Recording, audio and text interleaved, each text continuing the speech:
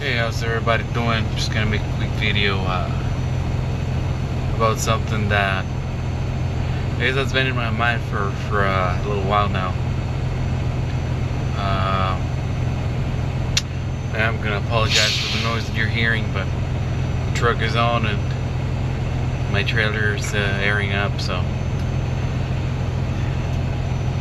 just gonna get to it. I'm gonna begin by saying that I'm making a number of wild assumptions. Number one is that I am making the assumption that Ripple and XRP are going to be the only ones in the marketplace for cross-border payments and or pools of capital and liquidity. So that's number one. Assumption number two is that there are already the signs of a cashless society. Assumption number three is that markets may crash severely to the point where it would be probable to see a depression or a hyperinflation or a stagflation. The fourth assumption I'm making is that CBDCs, central bank digital currencies, have or are being developed at this time to settle payments between nations and or central banks themselves. I'm also making the wild assumption that the Internet Ledger Protocol is what's being used. And that being said,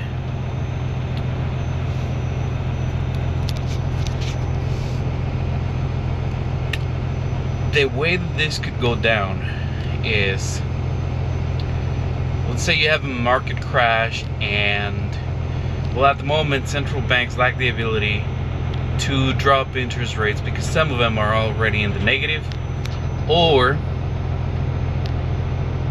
they simply lack the ability to print more money, because if they do, they could send countries or economies into hyperinflation. When you increase the amount of dollars in the US, the worth of a dollar within the US decreases. So the way that this could go down is central banks are ultimately constrained by their inability to keep printing money because they don't want to send the economy into hyperinflation. It's not in their best interest. So you need to stimulate the economy in some other way. Last time they printed a ton of money and it kind of worked. This time, with the inability to print that money, they're gonna have to source that liquidity somewhere.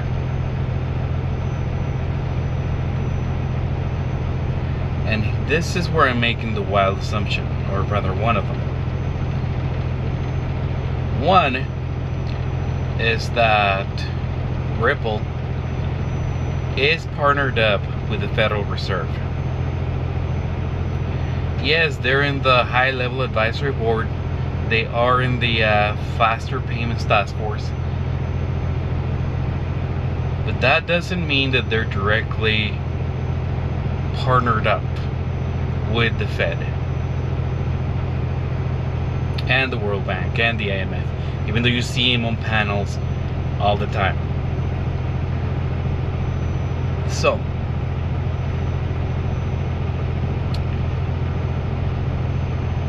banks that have capital parked in Nostro accounts would ultimately be pulled together and used to stimulate the economy. And I'm considering that that's one of the reasons why you see all of the stable coins coming out from banking institutions and large conglomerates. So basically, the way to, I don't want to save the world economy from a depression, but rather minimize the effects of an economic downturn, could be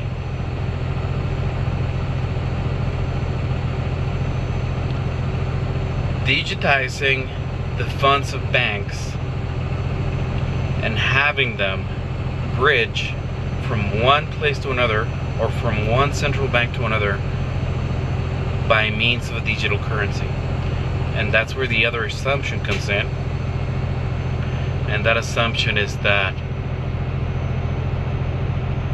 XRP is the only digital asset that could be leveraged to accomplish that. So that's just what's been rolling around in my mind for some time. I know that David Schwartz brought it up on one of his speeches, and I've been seeing lately a lot of impatience, and I think that's derived. Let me try to elaborate. I have been seeing a lot of people that are upset that their investment hasn't yielded the amount they had expected originally in the time frame that they had allotted for that investment to grow. And I think that that has a lot to do with our, and quite unfortunate, mentality of immediacy. Instantaneous things, instantaneous gratification, or instantaneous joy or resolution. And I will admit that I'm one of those people that has grown up with immediacy as an expectation. So if you feel that Ripple is a company that is preventing prices or anything else from climbing, and that you're being conned or you're being played, well, I hate to use the term because it's often used by conservatives, but you vote with your wallet. And clearly I'm not an educated person who has credentials to really legitimize any of these assumptions. I'm just a trucker.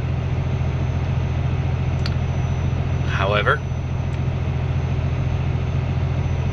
I understand a little too well the shortcomings of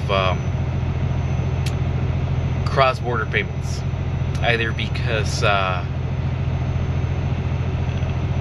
or my family have had to send money across borders, and it's oftentimes a pain in the ass to do it, if not pretty much always, and it's too expensive.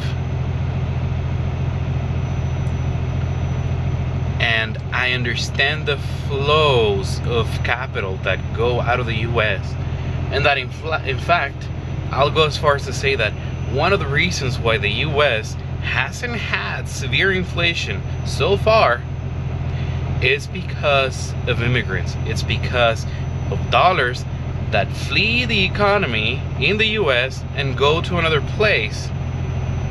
If those dollars were to stay in the US, you would see very, very, very severe inflation. Because that money supply in the US increases, and there's more dollars they chasing goods. It's simple as that.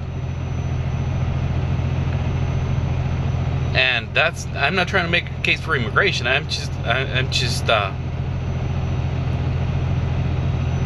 looking at the facts.